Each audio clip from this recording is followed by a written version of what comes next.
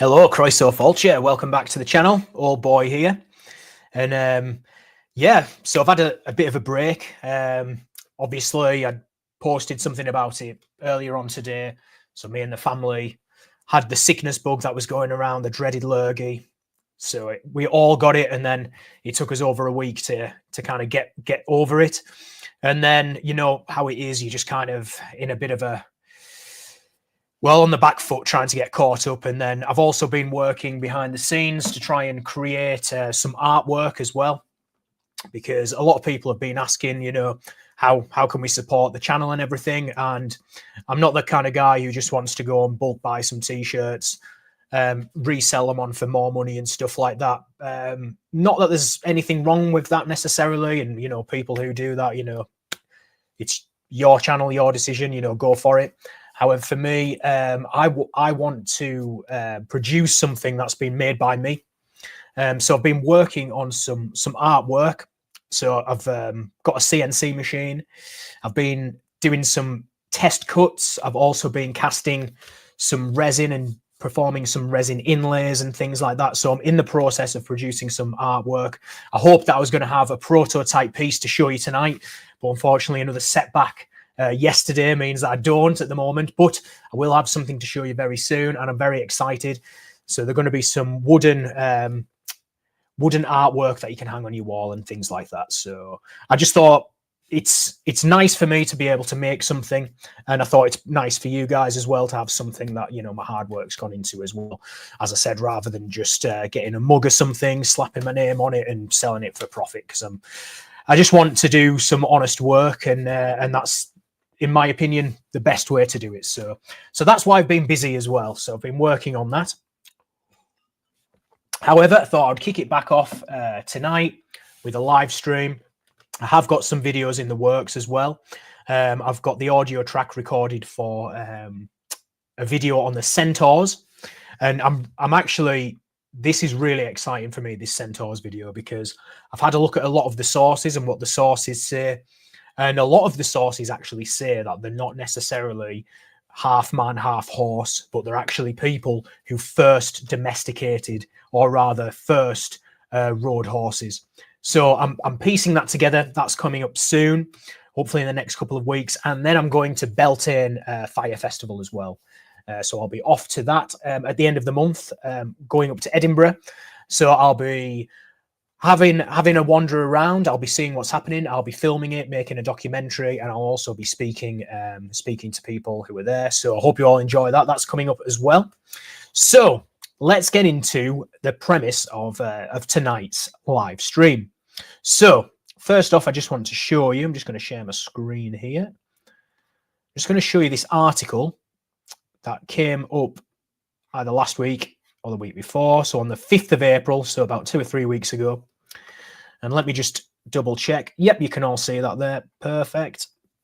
So this is a digital reconstruction of a body that was found in Mycenaean. And the article is called "Peering into the Eyes of the Past, Reconstruction Reveals Face of Woman Who Lived Before the Trojan War. Digital technology reveals incredibly modern royal who lived 3,500 years ago in the kingdom associated with Helen of Troy." So let's have a look. Let's expand on that there. So wow, it's incredible what they can do with the technology these days. It's absolutely fascinating, really. So that's the digital reconstruction there, as you can see. So let's read what they've got to say about it. And then what I thought was interesting is, after I read this out, I've just found a couple of an article and a journal which actually look at some of the genetics and some of the genetic makeups of the different people around the Mediterranean, and even spreading into the west of Europe and in Anatolia and Asia Minor and such. So we're going to look at that one as well, because it's quite an interesting piece. So anyway, back onto this article. She lived around 3,500 years ago, but facial reconstruction technology has brought a woman from late Bronze Age Mycenae back to life. The woman was in her mid-30s when she was buried in a royal cemetery between the 16th and 17th centuries BC. The site was uncovered in the 1950s on the Greek mainland at Mycenae, the legendary seat of Homer's king Agamemnon. Dr. Emily Hauser, the historian who commissioned the digital reconstruction, told The Observer, "She's incredibly modern. She took my breath away. For the first time, we are looking into the face of a woman from a kingdom associated with Helen of Troy. Helen's sister, Clytemnestra, was queen of Mycenaean legend, and from where the poet Homer imagined the Greeks of the Trojan War setting out. Such digital reconstructions persuade us that these people were real." Hauser, a senior lecturer in classics and ancient history at the University of Exeter, said, "It is incredibly exciting to think that for the first time since she was laid beneath the ground over 3,500 years ago, we are able to gaze into the actual face of a Bronze Age royal woman, and it truly is a face to launch 1,000 ships." This woman died around the beginning of the late Bronze Age, several hundred years before the supposed date of the Trojan War. A digital artist, Juanjo Ortega G, has developed the lifelike face from a clay reconstruction of the same woman that was made in the 1980s by Manchester University, pioneers of one of the major methods in facial reconstruction. Hauser, whose book Mythica, A New History of Homer's World Through the Women Written Out of It, will be published next week, said that technical developments in forensic anthropology and DNA analysis, as well as radiocarbon dating and 3D digital printing, have led to dramatic improvements in reconstructions of the ancient world. We can, for the first time, peer back into the eyes of the past. The woman had been buried with an electrum face mask and a warrior kit of weapons, including 3 swords that were assumed to be associated with the man buried next to her, but are now thought to have belonged next to her. So wow, you can just imagine those metal face masks that they used to be buried with. They're absolutely fascinating to me. They're some of the most, I don't know, there's just something enigmatic about them. Hauser said, "The traditional story is that if you have a woman next to a man, she must be his wife. Facial similarities had previously been noted, but DNA has confirmed that these were brother and sister rather than husband and wife, while buried with a cache of weapons as well. This woman was buried there by virtue of her birth, not her marriage. That tells us a different story about how important she was. Data that is coming out suggesting that far more of what archaeologists call warrior kits are associated with women than with men in these late Bronze Age burials, which is completely overturning our assumptions of how women are associated with war." So wow, that's really interesting. That's fascinating. Obviously, the most prominent female warriors in the Greek mythologies, there being the Amazons, the Amazonian women, and it's just fascinating to see that these kind of finds are kind of turning what we thought on its head. So very, very interesting there. She added, sorry, I've just lost my place there. There we go. She added that archaeological evidence and DNA analysis were allowing the real women of ancient history to step out of the shadows. The condition of the woman's bones suggested that she suffered from arthritis in her vertebrae and hands, perhaps evidence of repeated weaving, a common and physically wearing activity among women, and one which we have seen Helen undertaking in the Iliad, Hauser said. So this is such a wonderful way to connect real women's experiences to the ancient myths and tales. So there you go. I thought that was very interesting. I thought it was fascinating that she was found with a cache of weapons. I thought it was fascinating as well that she was married by her birth rather than through marriage. So her royal status was obviously bestowed or carried on through birth rather than her marriage there. So let's just have one final look there at that facial reconstruction. Incredible that they can do this with technology these days. Okay, so let's have a look. I'm just going to check out some of the live chat here. Astromuse Dallas, hi from Dallas. Wow, thanks for joining us. Great to see people from Dallas tuning in. Sarlux, hey, great to see you. She says, oh, look, I can show them. I've just figured that out right now. Hail women and the divine feminine. Well, I couldn't agree more, Sar. Thanks for your comment there. Cynthia's here. Great to see you. Banner says, happy spring. Yes, happy spring indeed, Banner. Great to see you joining us. Leslie Salinas says, nice. Cynthia, nice. Thanks for joining us, Leslie Salini. Deacon Bean Cooter, thanks for joining us. Jasper Tilestan, so nice of you to join us. Pleasure to be in your chat. I love your work. It's very important. Good to hear about the artwork. I'm excited to see how it comes out. Well, that's very, very kind of you. Thank you very much. And, you know, it's a pleasure to have you with us. Hey, Manford Russ says, I just want a chariot with swift horses for me and the boys. Hey, some things never change, right? We still like our cars today. So, and hey, we still call it horsepower. So we're not getting away from that horse culture. It's still there. So great. Thank you, everyone. We'll come back to the chat in a little while. So now I just wanted to show. This was from 2017. So this is the ancient DNA reveals origins of the Minoans and Mycenaeans. So I thought let's check this out, and then we've got one final journal just to have a look at as well. Ancient DNA reveals origins of the Minoans and the Mycenaeans. Okay, let's zoom in a little bit there so you can read it. The Minoan civilization and its counterpart on the Greek mainland, the Mycenaean civilization, were Europe's first literate societies and are cultural ancestors of late classical Greece. However, the question of the origins of the Minoans and their relationship to the Mycenaeans has long puzzled researchers. A paper published today in Nature suggests that rather than being recently arrived advanced outsiders, there goes my battery on my light. I'm sorry, guys. They're just not lasting long at all these days. Just hold up.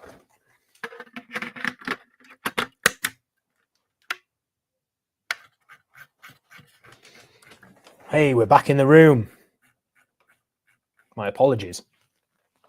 A paper published today in Nature suggests that rather than being recently arrived advanced outsiders, the Minoans had deep roots in the Aegean. The primary ancestors of both the Minoans and Mycenaeans were populations from Neolithic Western Anatolia and Greece, and the two groups were very closely related to each other and to modern Greeks. So let's have a look at what they've got to say on that. The Minoans and Mycenaeans occupy an important place in Greek and European history. The Minoan civilization, circa 2600 to 1100 BC, has been described as the first literate society in Europe, with their Linear A script. Because Linear A and the hieroglyphic scripts used on Crete were never deciphered, the origins of the language they represent are not clear, but it is thought to be distinct from early Greek. Minoan Crete is the setting for many Greek legends and immediately conjures images of the labyrinth and the Minotaur.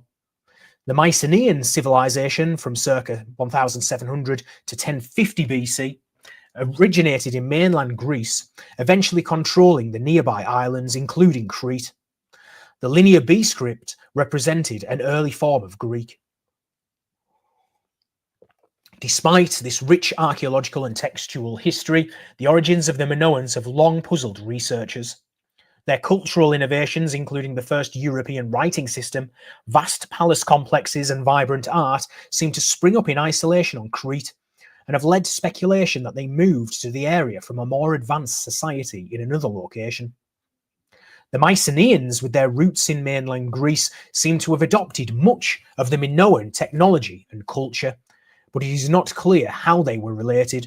And remember, in a previous video, we looked at one of these Mycenaean dye factories that had been found, and it seemed to have been built on top of an older Minoan site. So that's kind of lining up with here, you know, where it says they adopted a lot of their technologies and stuff. And so, yeah, that I can see that lining up there with that other video that I've done in the past, if you want to check that out for a little bit more on that. We wanted to determine if the people who made up the Minoan and Mycenaean populations were actually genetically distinct or not. How were they related to each other? Who were their ancestors? And how are modern Greeks related to them? Says Johannes Krause, director at the Max Planck Institute for the Science of Human History and one of the corresponding authors of the study. To answer these questions, the researchers analysed genome-wide data from 19 individuals, including Minoans, Mycenaeans, a Neolithic individual from mainland Greece, and Bronze Age individuals from southwestern Anatolia, which they were able to recover despite the notoriously poor preservation in the Mediterranean. By comparing the data generated from these persons with previously published data from nearly 3,000 others, both ancient and modern, the researchers were able to clarify the relationships between these groups. The researchers found that the Minoans, rather than coming from a distant civilization, were locals, descended from the first Neolithic farmers of Western Anatolia and the Aegean. So that's really interesting because you get these early European farmers forming in Anatolia. So obviously you had people moving out of Africa. They were called the Natufians.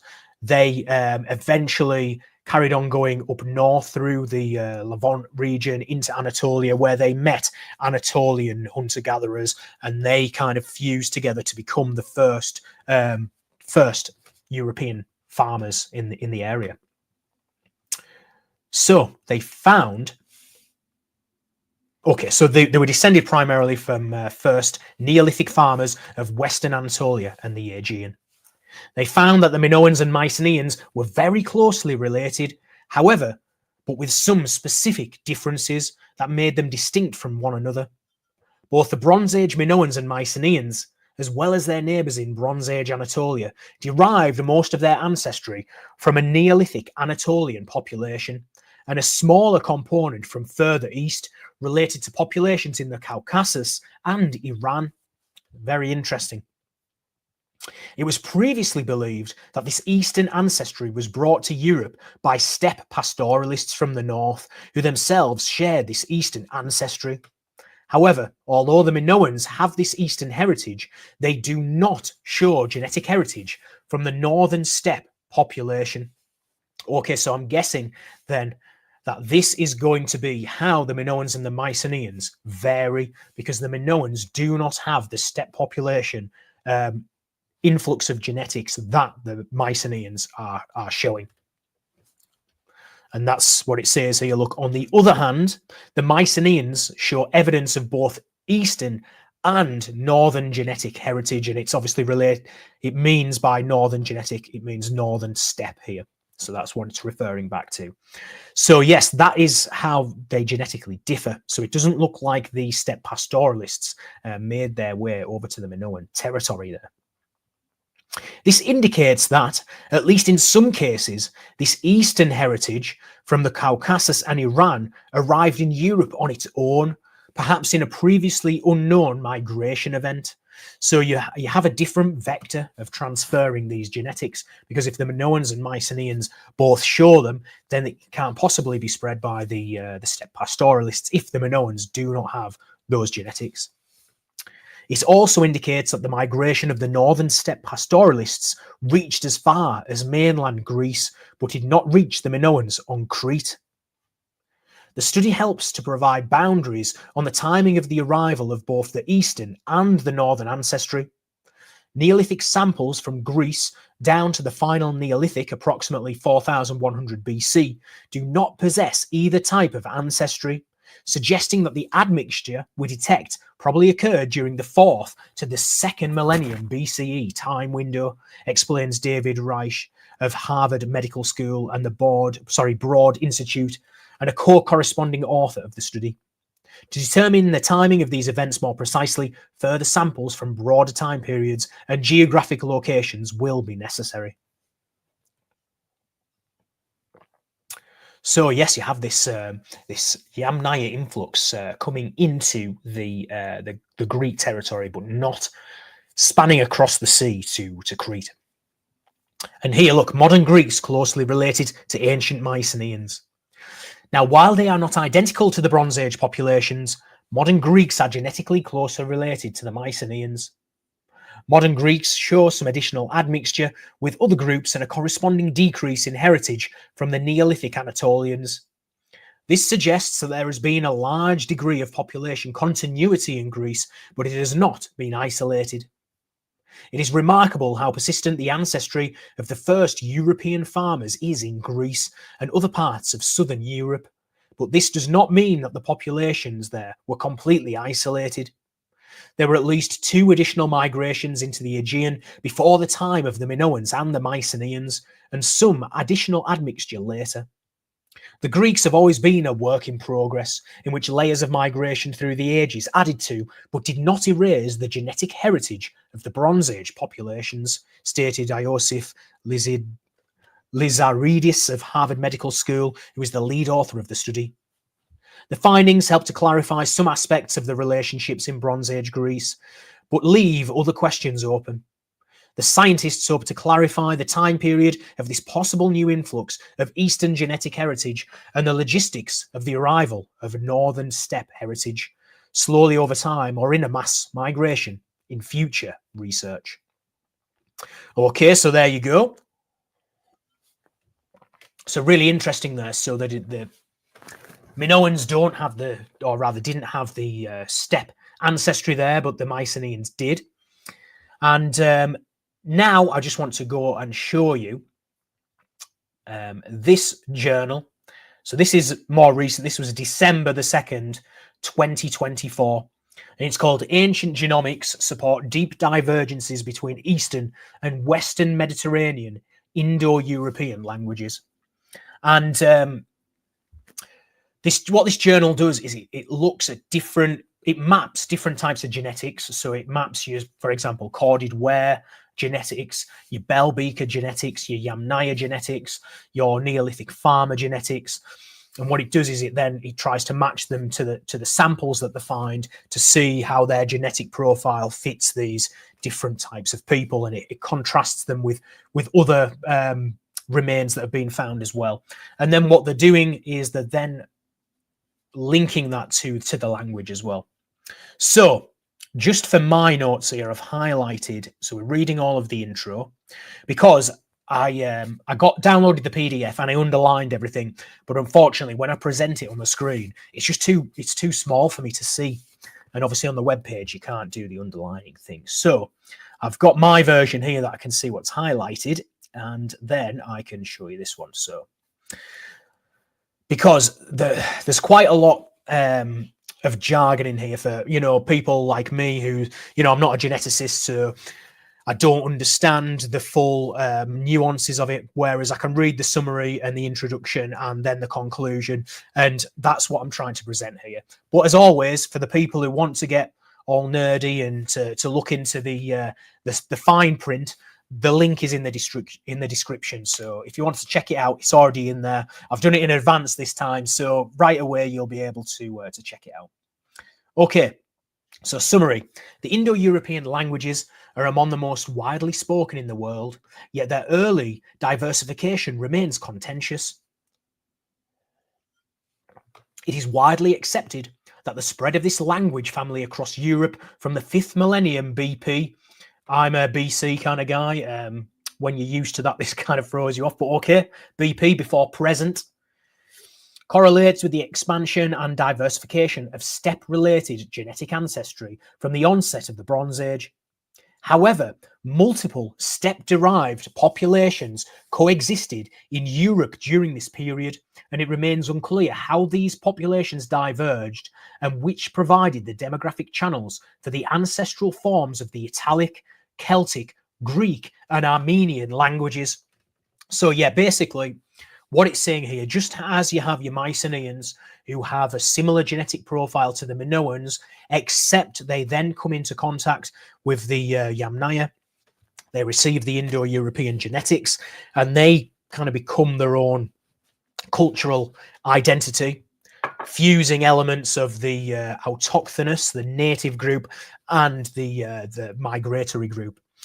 And of course, the Mycenaeans are not going to be unique in that regard, because you're going to have migratory groups traveling here, there, and everywhere, coming into contact with other native people, and the same thing happening and giving rise to similar but different people. And it's always been a subject of debate as to how the languages evolved, which languages came from which branch of people. And this is what they're looking at here. To investigate the ancestral histories of Indo-European speaking groups in southern Europe, we sequenced genomes from 314 ancient individuals from the Mediterranean and surrounding regions, spanning from 5,200 to 2,100 before present, and co-analysed these with published genome data. We additionally conducted strontium isotope analyses on 224 of these individuals. We find a deep east-west divide of steppe ancestry in southern Europe during the Bronze Age. Specifically, we show that the arrival of steppe ancestry in Spain, France, and Italy was mediated by bell beaker populations of Western Europe and the UK as well. And the UK, yeah, you have a lot of bell beaker people and remains and associated finds being made over the British Isles. And it says here they likely contributed to the emergence of the Italic and Celtic languages. So what they're saying here is likely the bell beakers contributed to the Italic and Celtic languages here. But interestingly, I do see some affinity as well with the Greek and the Celtic languages, but whether Italic is the mediator between the two, I'm not sure, because as I always say, the word for purple in Welsh, porfor, it seems to follow the Greek side rather than the Latin side, which is purpura. And also you have other words which are basically identical, such as kuon in ancient Greek and ku in Irish for a dog. And in Welsh, it's a key. But then you also have to remember that the Welsh U is pronounced as an I. So is that indicative that it was originally exactly the same as the Irish? I mean, in my opinion, it strongly leans to that. And then you have words such as medduo, to be intoxicated in ancient Greek, and meddu in Welsh, which also means to be intoxicated. So the Welsh does have some affinity, and actually the how the grammar works as well. So this is something we're going to look at further down the line. I'm obviously getting off on a tangent here, but I just wanted to point out just from my observations. Okay, in contrast, Armenian and Greek populations acquired steppe ancestry directly from the Yamnaya groups of Eastern Europe. Okay, so there's no intermediary groups here, because obviously the bell beakers, they had steppe ancestry, and then so they could have been an autochthonous, a native group who got this ancestry and then moved west into Europe, Spain, France, Italy, the British Isles and such, and then they passed on the steppe genetics onto the people they came into contact with. So there's an intermediary, whereas the Greek and the Armenian, they acquired the steppe ancestry directly from the Yamnayas. These results are consistent with the linguistic Italo-Celtic and Greco-Armenian hypothesis, accounting for the origins of most Mediterranean Indo-European languages of classical antiquity. So they're saying this is consistent with the linguistic hypothesis. So what they're seeing here, they're just saying it's consistent. Our findings thus align with specific linguistic divergence models for the Indo-European language family, while contradicting others. This underlines the power of ancient DNA in uncovering prehistoric diversifications of human populations and language communities. So let's just read at the introduction. Then what we're going to do is we're going to jump to the discussion, and we're going to look at where they're going to discuss the findings, basically. So from 5000 BP, large-scale human migrations significantly restructured the genetic makeup of human populations across Eurasia. Various pulses of steppe-related ancestry associated with the mobile pastoralists of the early Bronze Age Yamnaya culture spread across vast distances, leaving distinct cultural and genetic signatures. These migrations likely also played a key role in the prehistoric dispersal of the Indo-European language family. However, steppe ancestry reached the various regions of Western Eurasia by different mechanisms and at different times. In various historically Indo-European speaking regions of Europe, the arrival of steppe ancestry was mediated by populations associated with the archaeological complexes of the Corded Ware, who were around between 5,000 and 4,350 before present, and the Bell Beakers, and they were around 4,800 to around 3,800 before present. However, the extent to which similar dynamics occurred in the Eastern Mediterranean and adjacent Western Asian populations remains less well understood. Moreover, while steppe ancestry has previously been detected in prehistoric Iberians, Italians, Greeks, and Caucasians, questions remained regarding the interrelatedness of the proximal source populations in the context of the Mediterranean region at large. The spread of steppe ancestries is closely tied to the diversification of the Indo-European proto-language into its historically attested subgroups. In the Mediterranean, important Indo-European languages from classical antiquity include Gaulish, Latin, Greek, and Armenian, the latter being indigenous to the South Caucasus and Eastern Anatolia. For these, multiple competing phylogenetic linguistic models have been proposed. The so-called Indo-Greek hypothesis groups Greek as well as the closely related Phrygian with Indo-Iranian, while the competing Greco-Armenian hypothesis posits that Greek forms a subclade with Armenian, possibly also including Albanian or Balkan Indo-European. Similarly, the Italic Indo-European subgroup, which is ancestral to Latin, has been variously grouped with Celtic and Germanic, giving rise to the traditionally popular Italo-Germanic and contrastive Italo-Celtic hypothesis. So that's just saying some people believe that the Greeks' language is related to Indo-Iranian. Others believe it's linked to Armenian. Then you have people who talk about Italo-Germanic or Italo-Celtic, so connections between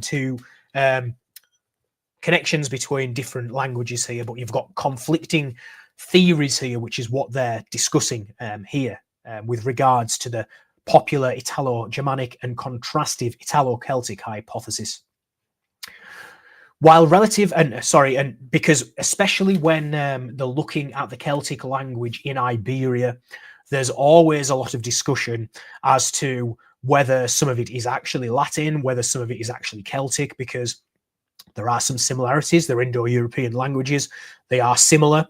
Sometimes they're using the Latin script. So it becomes difficult, especially when you're dealing with just short sentences, short inscriptions. It can be quite difficult. And there's always quite a lot of discussion on that. And I have touched on that in my videos that look at the Celtic languages of the Iberian Peninsula. While relative linguistic consensus exists on the Greco-Armenian and Italo-Celtic hypothesis, these are not unchallenged. More fundamentally, the lack of a definitive linguistic consensus model for the Indo-European diversification constitutes a key obstacle to the interdisciplinary study of Indo-European language dispersal. Here, we investigate the various sources of steppe ancestry along the entire northern border of the Mediterranean region so as to establish the most parsimonious divergence model for the Indo-European languages in this area. We present new whole genome data from 314 ancient individuals from southern and central Europe, as well as from the Eastern Mediterranean, comprising Spain, France, Italy, Hungary, Moldova, Greece, Cyprus, Turkey, Syria, and Lebanon. These individuals mostly belong to the Bronze Age, but span a time frame from 5,200 before present to 2,100 before present. We also provide strontium isotope signatures for 224 of these individuals and radiocarbon dating of 144. Utilizing identity by descent, inferred admixture modeling with specific source populations, we obtained enhanced resolution of genetic ancestries, enabling us to differentiate diverse or common ancestries. Furthermore, we combined our strontium isotope data with our genetic result to deepen the understanding of mobility patterns over time. Okay, now it's going to go into these IBD clusters and everything. So it's a bit over my head. We're just going to have a look at the discussion. However, there was one interesting section here when they were actually discussing was it Cyprus or Crete? Let me just have a quick look. I think it's Cyprus here. Yes, here.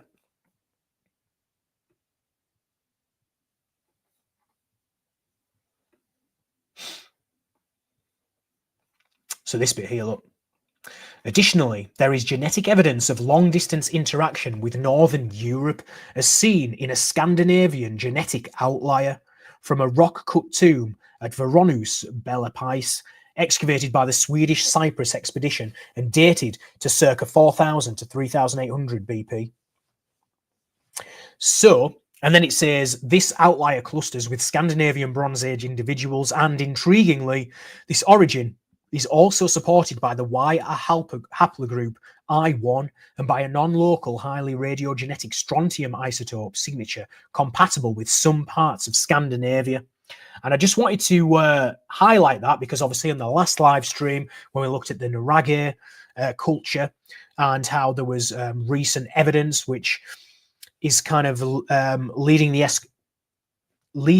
experts to believe that the Nurage culture of Sardinia were trading with Britain.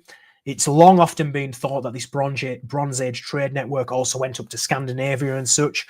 We had a look at the helmets that were found with the horns that were found in Scandinavia, which are very, very similar to the helmets of the Nurage culture on Sardinia. So I just thought it was pertinent just to point that out because that's very interesting, and it kind of lends more credence to that ancient trade network. Okay, so let's get to the discussion here. To elucidate the genetic information and infer the divergence of the Indo-European language family, we investigated the contribution of potential ancestral source populations to the wider Mediterranean region, including from areas in which the Italic, Celtic, Greek, and Armenian languages are historically spoken. The genetic results obtained by IBD admixture modelling with putative steppe-related source populations support a deep divergence between Eastern and Western Mediterranean Indo-European speaking groups through the detection of Yamnaya-related and Bel-Beka-related steppe ancestry, respectively. This divergence supports the linguistic hypotheses on the existence of the so-called Greco-Armenian and Italo-Celtic subclades. So it's saying that what they discovered was in support of these hypotheses that were already in existence, but it contrasts and disqualifies the rival hypothesis here, known as Indo-Greek and Italo-Germanic.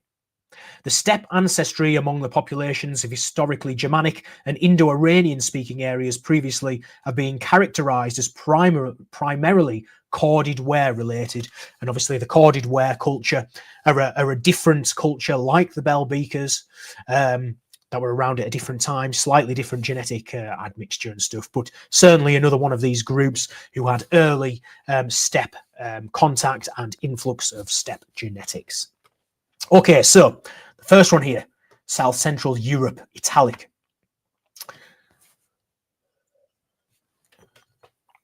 Prior to its Romanization, Italy was characterized by marked linguistic complexity, harboring multiple Indo-European and non-Indo-European language groups. The Italic languages, including Latin, Oscan, Umbrian, and possibly Venetic, are Indo-European in origin, just like the more distantly related Cisalpine Gaulish, Messapic, and Greek. Etruscan and Rhaetic, on the other hand, belong to the so-called Tyrrhenian family. Due to this complexity, tracing the spread of the Italic group, which eventually came to dominate the Italian peninsula, is notoriously difficult. Archaeological interpretations have variously linked the spread of the Remedello culture, the Rinaldone culture, and Terramere culture, and the Proto-Villanovan, as well as the Villanovan cultures. However, the oldest direct linguistic evidence for the presence of Italic is first found in Old Latin and Umbrian inscriptions from around 2650 BP. Previous genetic studies have dated the arrival of steppe ancestry in northern Italy to around 4000 BP and central Italy by 3600 BP. And I'm wondering if there was a lesser amount getting into central Italy, because the Etruscans certainly do have the steppe ancestry. However, it is less, and obviously they kept their non-Indo-European language. In our data, steppe ancestry appears in central Italy a century earlier, oh wow, okay, in two newly reported individuals from Latium. The eventual epicenter of the Latin language, right, so the central Italy, this is where they're saying the Latin language actually came out of. According to our IBD admixture modelling, the steppe ancestry of these individuals, along with that of published late Bronze Age individuals from Grotta Regina Margherita and Topo d'Aguzzo, is characterised as genetically Belgica rather than Yamnaya related. So that's interesting here. Look, in the late Bronze Age remains that this person was found to actually be genetically Belgica rather than Yamnaya related, similar to historically Celtic-speaking populations in Western Europe. And if you look at some of these early maps as well, you can see that the Celtic groups were in very close proximity to the Italic groups. This, as well as the prevalence of this ancestry throughout the Bronze and Iron Age, is consistent with a linguistic Italo-Celtic hypothesis. Okay, so they're saying this is in support of that hypothesis of there being a common origin for Italic and Celtic. Now, the Eastern Mediterranean Greek. The timing and trajectory of the entry of the Greek language into Greece are traditionally much debated topics. In late Bronze Age Greece, writing emerges in the form of the Linear A Minoan, 3800 to 3400 BP, and Linear B Mycenaean, 3350 to 3150 BP, syllabary scripts.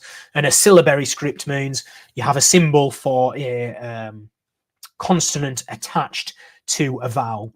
So you have symbols for your 5 vowels, A, E, I, O, U. Then you'll have a symbol, for example, the letter D and each vowel, so da, de, di, do, do, ba, be, bi, bo, boo, and that is typically why when you see Mycenaean inscriptions, it's transliterated in English. For example, Athena would be Atena,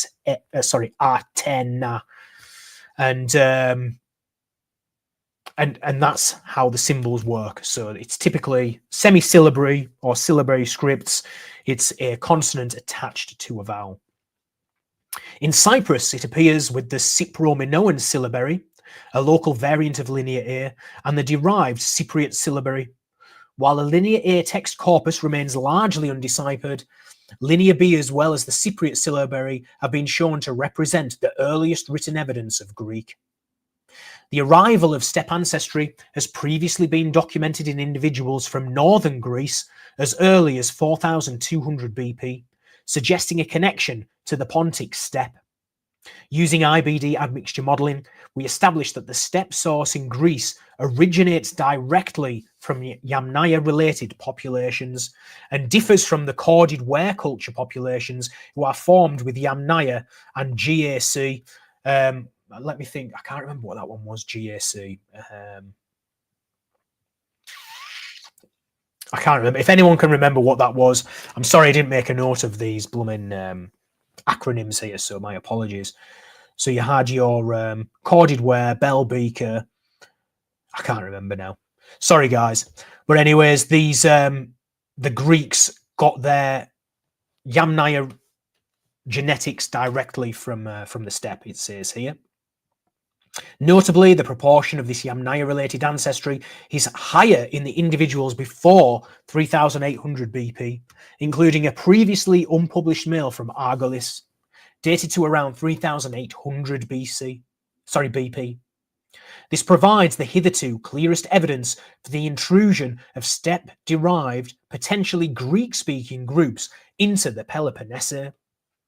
The appearance of steppe ancestry here thus predates the oldest direct evidence of Greek in the form of the Linear B script, by which time it had stabilized at lower levels.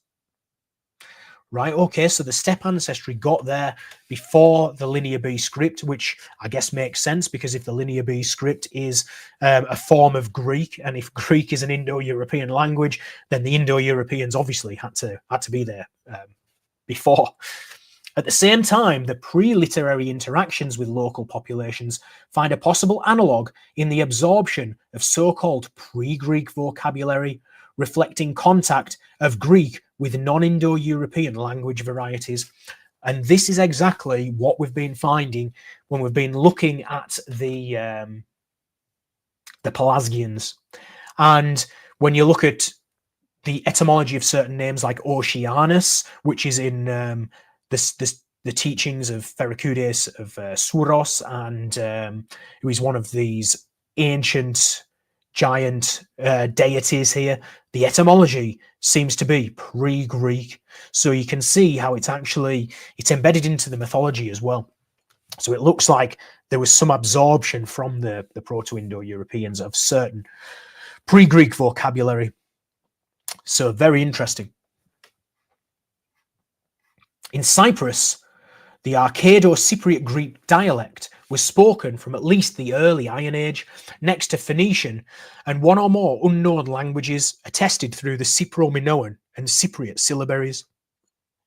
Because obviously other language could utilize these syllabaries, just how we can take Japanese kanji and write it in, do they call it Romanji, where it's like it's written in, well, it's the Latin alphabet, but it's a representation of how the word is phonetically. So people, and how you will see Celtic languages being written in, for example, Etruscan or Greek alphabets as well. I've lost my place again. A diverse population is also suggested by genetic links between LBA and EIA Cyprus, with the Levant and the Aegean.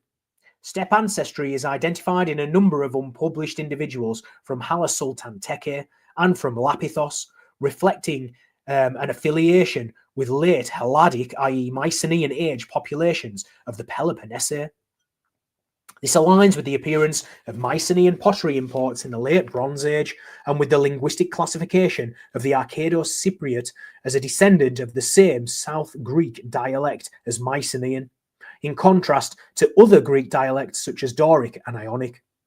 However, one other individual from Lapithos, although buried 4100 to 4000 BP, already clusters with LBA Greeks, suggesting pre-Mycenaean connectivity with steppe-impacted populations of the Aegean.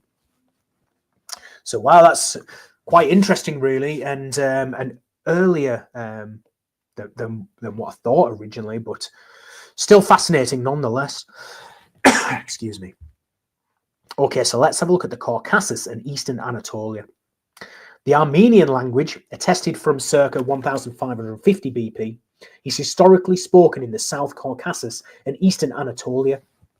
Its earliest presence there has previously been estimated to date to around 3100 BP. During the late Iron Age, most of the region was part of the Urartian kingdom.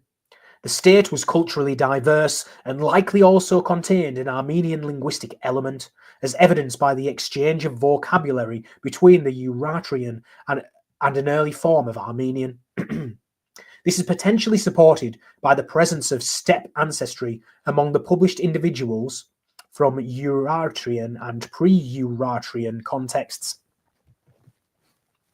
Steppe ancestry has previously been detected in the South Caucasus from the Middle Bronze Age, coinciding with the transitions from the Kura Araxes culture to the Trialeti culture by the end of the 5th millennium BP.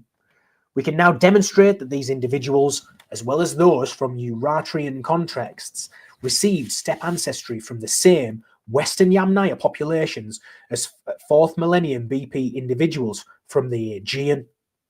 These findings support the linguistic Greco-Armenian hypothesis and suggest that the linguistic precursor of Armenian was introduced to the Caucasus by the end of the 5th millennium BP.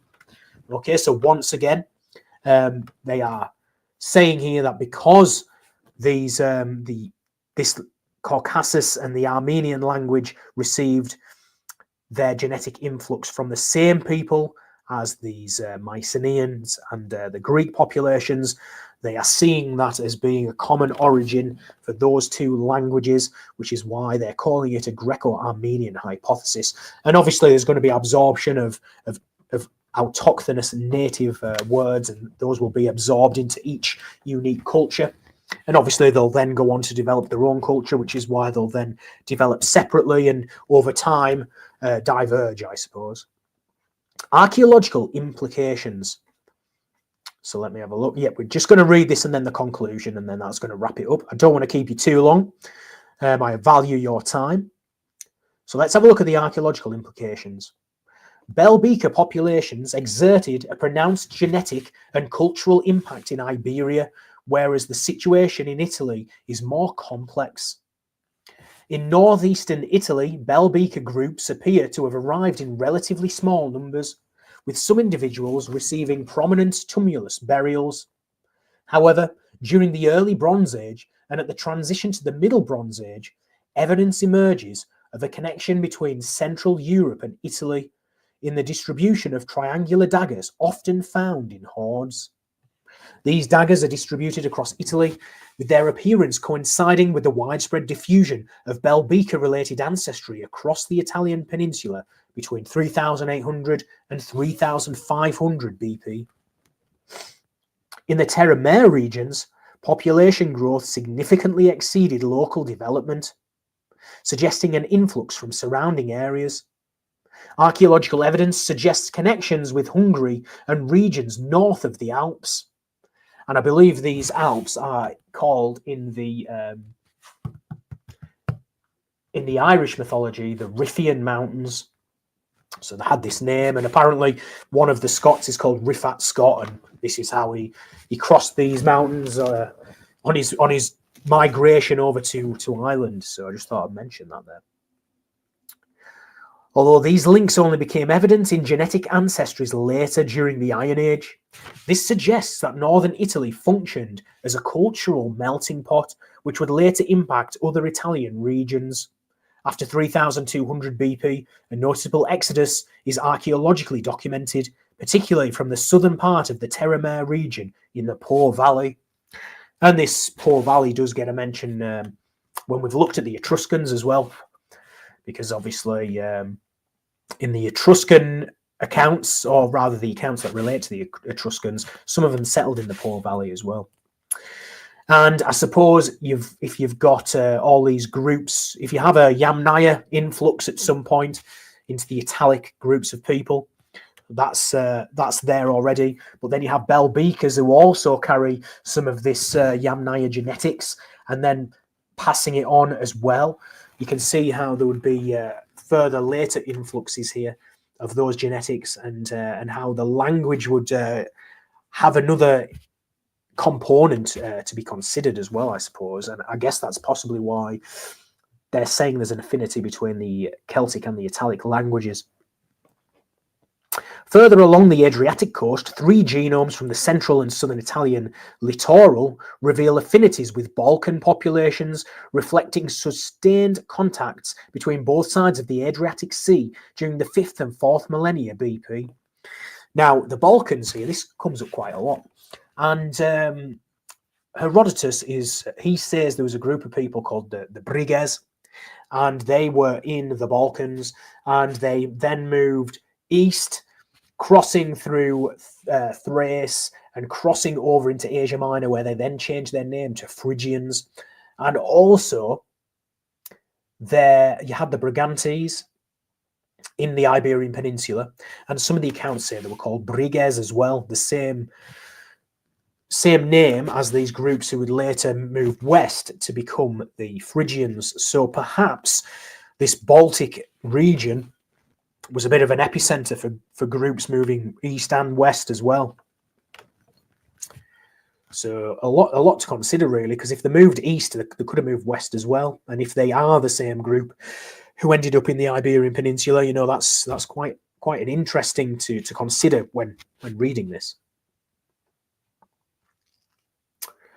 These contacts extended beyond the Adriatic, reaching as far as the Aegean, as indicated by the presence of Mycenaean pottery and other goods in settlements along the Italian coast.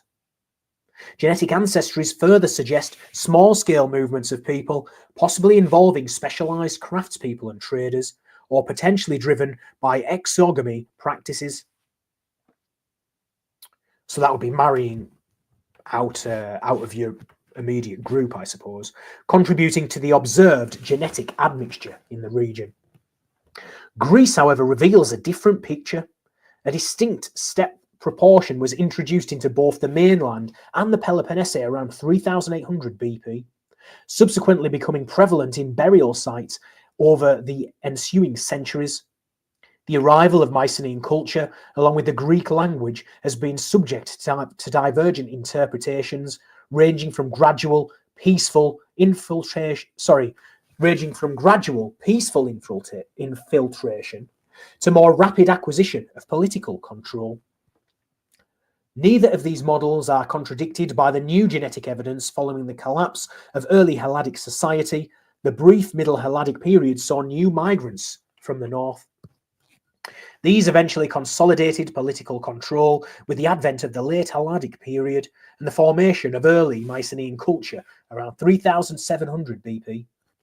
The process also entailed a cultural and linguistic encounter between newcomers and the residing population. Over time, the original steppe signal diminished due to admixture with local populations with farmer ancestry. So yeah, if there's only a small influx in, then those people you would expect them to be assimilated over time. Archaeological evidence documents sustained contact with the genetic source region in Moldova and the surrounding Carpathian region, as reflected in the introduction of steppe horses and chariots, as well as the trade in silver from Carpathian mines. Thus, a long-standing debate regarding the origins of Mycenaean culture can be resolved at least in part. Genetic links with Anatolia and Crete persisted, mirroring the cultural influences that shaped the formation of Mycenaean society. Moreover, Mycenaean culture exhibits striking similarities with the slightly earlier Trialeti culture of the southern Caucasus, which likely contributed to processes behind the subsequent Armenian ethnogenesis. In the South Caucasus, we see the rise of new Bronze Age elites in the mineral-rich regions of present-day Georgia and Armenia. These elites had links to both steppe chariot traditions and the Hittite civilization in Anatolia. Wow, there you go. That's interesting because we're going to be looking at the Hittites next week. Trialeti burial inventories, characterized by monumental tumulus chamber burials featuring precious imports, exhibit parallels with both Hittite city-states and early Mycenaean shaft graves. This suggests the formation of new commercial and military networks linking steppe societies and Near Eastern civilizations, and now also corroborated by the genetics. Wow, okay, so you know there was links between the steppe societies and these Near Eastern civilizations. That's really interesting, but I suppose if the same technologies are found being moved into these other areas as well, you also then have to factor in that if they are elites that are kind of taking over, that the genetics may be kind of preserved in these upper groups of people, such as in the Hittite when they took over the Hattian people. There was obviously a little bit of absorption both ways. The Indo-Europeans absorbed some of the Hattian non-Indo-European gods, deities, sayings, and whatnot. So it definitely is a two-way street. The genetic evidence from Cyprus underscores its significant role as a trading hub, owing to its abundant copper resources from the Chalcolithic until the Iron Age. Moreover, this evidence highlights the island's strong ties to Western Anatolia and the Aegean. The Late Bronze Age marked the peak of Cypriot copper mining and trade across the Mediterranean, fostering a flourishing international culture. Also, these connections are mirrored in the genetic evidence, which reveals links between Cyprus and both the eastern and western Mediterranean regions. By the early 4th millennium BP, an archaeological connection additionally existed between the Unetise culture and the eastern Mediterranean, including Cyprus, as exemplified by the presence of Unetise ring ingots and dress pins. This connection is potentially supported by genetic evidence from a single individual, although its historical significance remains enigmatic. Finally, the conclusion. Okay. For the first time, we are able to coherently combine evidence from ancient DNA, strontium isotopes, linguistics, and archaeology to support a dual model for the divergence and dispersal of the Italic, Greek, and Armenian languages during the Bronze Age. Specifically, we show that the arrival of steppe ancestry in Spain, France, and Italy was mediated by bell beaker populations of Western Europe. So they are receiving this Indo-European genetics not directly from the Yamnaya groups, but through the medium of the bell beakers. So an intermediary group. And this likely contributed to the emergence of the Italic and Celtic languages. In contrast, Armenian and Greek populations acquired steppe ancestry directly from Yamnaya groups of Eastern Europe. These results are consistent with the linguistic Italo-Celtic and Greco-Armenian hypotheses, accounting for the origins of most Mediterranean Indo-European languages of classical antiquity. In contrast, however, the results fail to support the competing Italo-Germanic and Indo-Greek hypothesis, as the steppe ancestry among the populations of historically Germanic and Indo-Iranian speaking areas as being characterized as primarily corded ware related, so a different intermediary group. Our findings thus align with specific linguistic divergence models for the Indo-European language family while contradicting others. This underlines the power of ancient DNA in uncovering prehistoric diversifications of human populations and language communities. So there you go. They seem to have supported the Italo-Celtic language group there. Very fascinating. I hope you all enjoyed that. And as I said, links are available in the description box below if you want to go in there and to dive a little bit deeper and read out the whole paper. But very fascinating. And I'm guessing then that these old words, they would have entered, such as I said, Medduo and Meddu going into the Welsh. I'm guessing these are the old words which must have been preserved, which must have been both passed to the bell beakers and to the Greeks from the Yamnaya. Again, I'm just spitballing ideas there. Now, I just want to show you what we're going to look at next on the next live stream.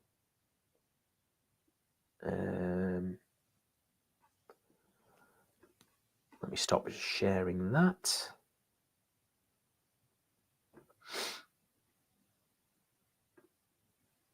And there we go, share screen. So we're going to look at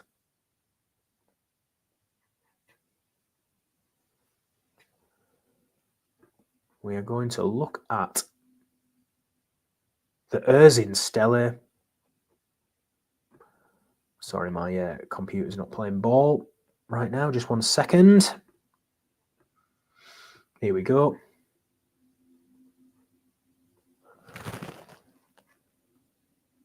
Here we go. Sorry, guys. So we're going to look at this article, 2,900-year-old Erzin stele, a key to understanding the Hittite to Greek mythological transition. And I've also found the original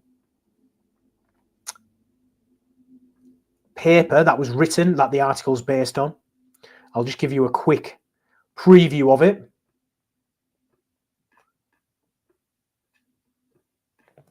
So here you go. And they are showing the comparisons because the main figure on this piece of paper, I mean, look at look at some of these images here. I mean, they look very similar to well, Babylonian stuff, especially when you see these symbols here, and even just the style of it. And there's this one here. This is the thunder god standing on top of a bull, fighting the snake. So you do have similar motifs in the Greek mythologies, and we're going to look at this on the next live stream, just to get you all interested. So yeah, that's going to conclude today's live stream. Thank you everyone who's joined here. I'm just going to go and have a look through some of the comments. Wow, Sarlux, a $5 super chat. Thank you very much. I really appreciate that. So she says here, don't address this now, but was the Roman dodecahedron actually Celtic? So I'll have to have a look into it and see. So I do believe that I think it was Roman, but I'll take a look at it certainly. And yeah, I can certainly do an episode on that. So thank you for the recommendation. It's good to know what you guys are interested in.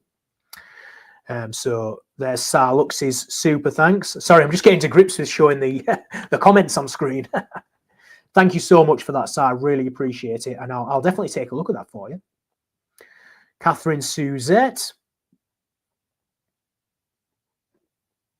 Interested in that Bronze Age Euro farmers and North Caucasian and Shinasta cultures of my ancient DNA. Thank you. Kath from Ashland, Oregon. Hey, you know what? Thank you so much, Catherine, for that that super chat there. That super thanks. I really appreciate it. I find this stuff really, really interesting as well. That's why, for me, looking at these at the texts which talk about the Pelasgians, they seem to have this element of these early farmers going on as well. So that was one of the most interesting things when following that thread, and that's why I'm working on this centaur video, because in my opinion, these centaurs are representative of these Yamnaya groups. It's a memory of these early Yamnaya groups coming in, and certainly there was an element of the old autochthonous where language and culture was preserved. You can see it in some of the language, as I mentioned earlier, such as the etymology of Oceanus, for example, and the whole concept of having a outer ocean encircling the world. That seems to be another common theme in these non-Indo-European. Well, it's Beeks thinks it's non-Indo-European, so put it that way. That's what he thinks anyway.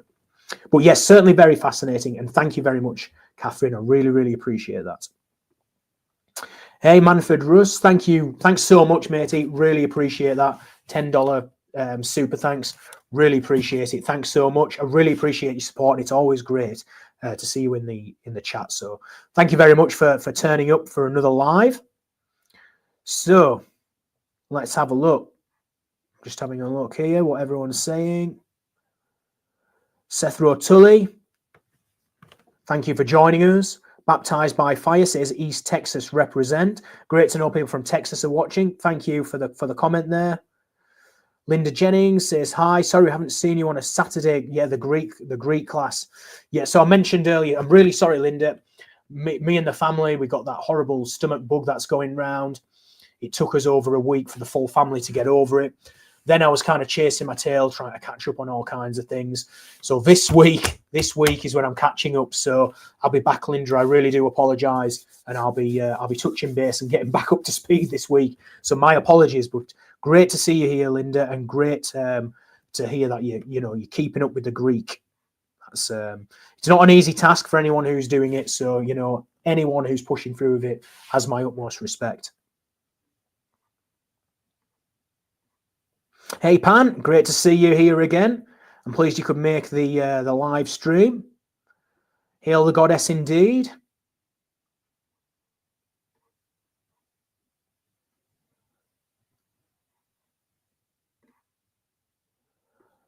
Charles Thrawley says, always a pleasure to catch what old boys researching. Well, thank you very much. That's very, very kind of you. And, you know, the channel wouldn't, it wouldn't be the channel without you guys. So thank you so much. Cosmo Charlie says, Hail Hecate. Indeed. That's always something I'm keen, especially reading the text about Brimo. Very much so. So thank you for that, that comment. Sarlux says Greece goes back further than people think. Indeed, it does. Indeed, it does. When I've been looking at some of these journals, you know, some of these places have been inhabited, you know, beyond the Stone Age since time immemorial. So very fascinating. Hey, Kerry and Chrysler, great to see you there. Thanks for joining us. Hope you're keeping well. Hey, it's Lady Babylon. Thank you very much. That really means a lot. Amon and Chewy. Huge shout out to Amon and Chewy. You know, if it wasn't for Amon, I wouldn't have got onto learning the Greek, and it's really opened my mind, and you know, it's changed the way I look at the world and the way that I think about everything. So, you know, utmost respect there. Thanks for joining us. Great to see you there. Big shout out to Amon and Chewy at Lady Babylon. Lokides Ionoikos, kisses for you. Thank you very much. Kevin Kohler says Iphigenia in Aulis, played by Euripides. Yes, indeed. My Euripides book was right next to my desk, but I've just moved it when I was cleaning up for this this live stream.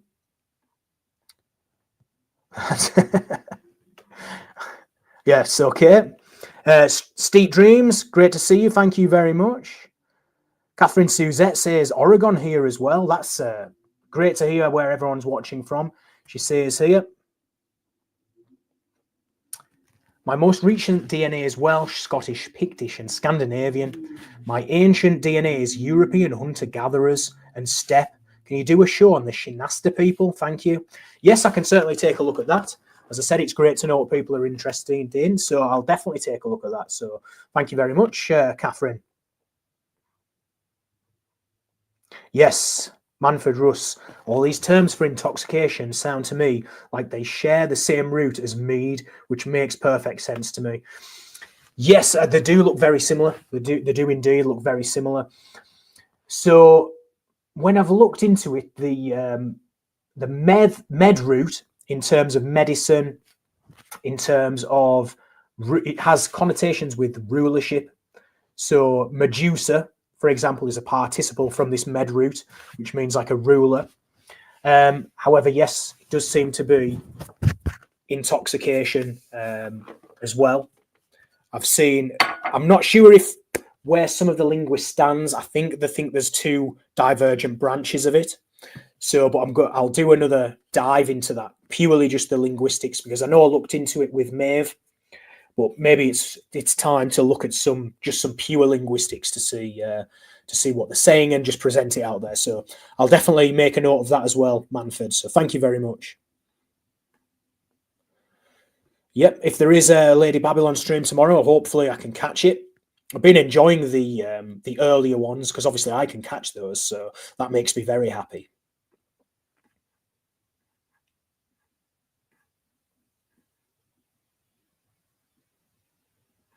Oh, here we go.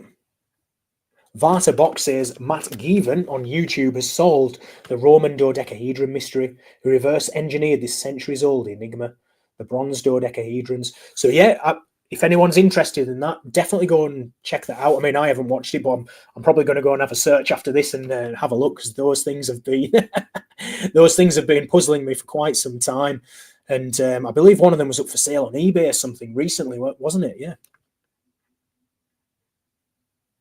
Hey Jennifer, great to see you. I'm sorry you didn't get the notification. I've heard this from quite a few people that they don't get notifications about the videos. After I had a break last time, they just said I've not heard anything for a while, even when I started making videos again. So maybe it's time for me to give a shout out and say, please do check, just see if you got the notifications bell on, because I have seen this from quite a few people. Great to see you, Jennifer, though. Great to see you, and thanks for the heads up.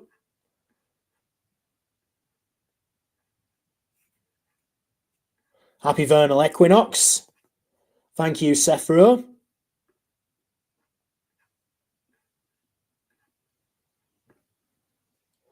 Coronzon says, awesome. Thank you very much. Oh, it's 4:20 today, is it? Ah, yes. You see, I get it because your date's the other way around to how we have it in the UK. I always forget it, so I'll have to go and celebrate later.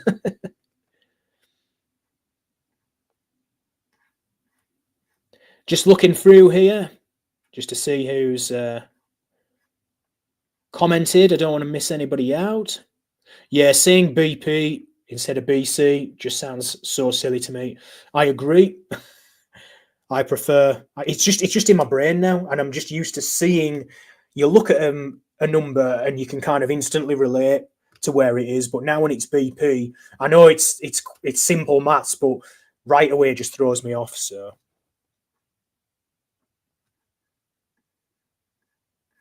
Hail the Phrygian great goddess, Pan. Indeed, there we go.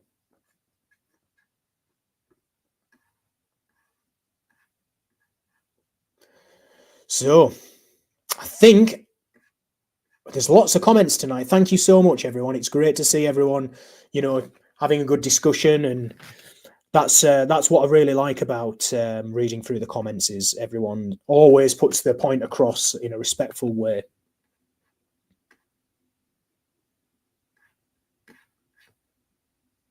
Ray Rod says, great journey, oh boy. Thank you. Thanks, Ray Rod. Thanks, Linda. And Saturn Rooster, great to see you as well. Great to see you, matey. Hope you're doing well. Yeah, so I'm going to wrap it up there, guys. I don't want to just, keep you going. Oh, Banner's, just dropped a £5 super thanks as well. Thank you, matey. That really means a lot. Thank you so much. Spankings for everyone, yes.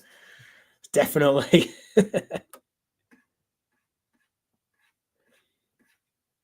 Well, everyone, I'm going to wrap it up there, guys. Thanks so much, everyone who's joined us tonight. I really appreciate it.